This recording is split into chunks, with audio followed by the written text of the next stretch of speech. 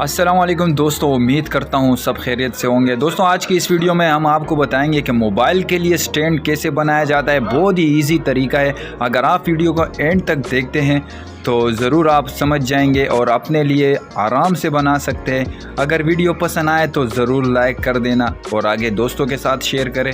बहुत शुक्रिया।